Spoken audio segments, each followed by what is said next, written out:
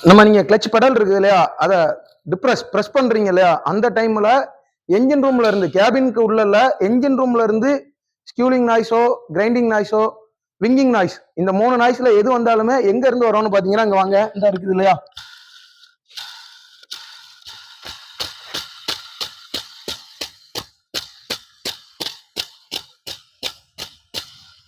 இந்த release bearing, இதுதாங்க clutch release bearing. இதுல இருந்து வரும். கிளச் ரிலீஸ் பேரிங் எங்க இருக்கும் அப்படின்னா, இதுதான் நீங்க பிரஸ் பண்ணும்போது இந்த இருக்குது இல்லையா, இப்போ நான் உள்ள பிரஸ் பண்றேன் பேக்வேர்ல, இதே மாதிரி ஃபார்வேர்ட்ல இந்த இடத்துல பிரேக் ஆயில் இதான் இந்த இடத்துல வந்து உள்ள போறதுனால இது வெளியே வருங்க. ஸோ இங்க வெளியே வந்து இந்த இடத்த பிரஸ் பண்ணோம். கரோ சிம்லில டயப்ராம் ஸ்ப்ரிங் இருக்கு இல்லையா, இங்கே தான் பிரஸ் பண்ணோம். இது பிரஸ் பண்றதுனால கிளச் பிளேட் வந்து ரிவர்ஸ்ல ஆகும். ஸோ கிளச் வந்து ஃப்ரீ ஆகும்.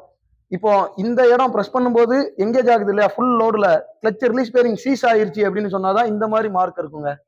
பாருங்க மெட்டல் எந்த அளவுக்கு வியர் ஆயிருக்குது அப்படின்னு, சீஸ் ஆயிருச்சுன்னு. இதை பத்தின ஒரு பெரிய வீடியோ போட்டிருக்கோம், அதுல பார்த்து தெரிஞ்சுக்கோங்க இதனால என்னென்ன ப்ராப்ளம் வரும் அப்படின்றத.